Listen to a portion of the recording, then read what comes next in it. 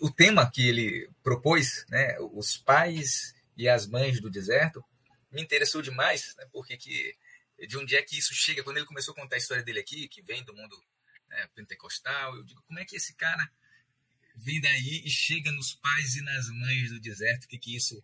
Né? E aí eu estou entendendo qual é a trajetória, mas eu fico muito curioso de ouvi-lo falar sobre o que é isso, né? O que são, para o pessoal que está ouvindo a gente, o que são os pais e as mães do deserto, o que isso tem a ver com espiritualidade e por que isso te interessa, né? Acho que durante a pandemia, né, como eu falei para vocês, eu estava num momento um pouco meio, enfim, né, isolado assim como todo mundo, a partir dos cuidados que foram pedidos pela OMS, né? E aí aconteceu que eu queria, no final das contas, ser mentoreado com uma pessoa um pouco mais velha, que tivesse um certo discernimento espiritual, né, para me ajudar.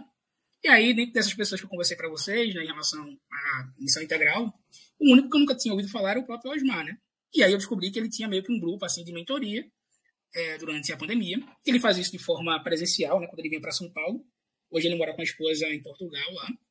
E aí ele tratava sobre temas específicos, sobre oração contemplativa, falava sobre a questão do sofrimento, enfim, né? Diversas dessas formas aí. E aí um dia eu me inscrevi para fazer parte dessa mentoria.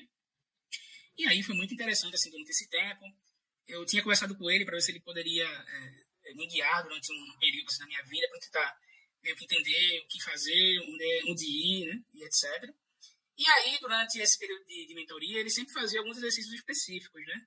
Como, por exemplo, escreve uma oração utilizando um pouco da sua linguagem mais poética. A gente vai tentar utilizar não esse lado da gente mais racional que ele ficava falando, né? A gente é muito racional na hora da gente elaborar as nossas orações, né? É como se fosse uma coisa bastante hermética, bem Tomás de Aquino, com proposições lógicas, onde às vezes escapa a beleza. Apesar que o Tomás, às vezes, ele também tinha boas histórias assim, para contar, né, nos seus livros, né?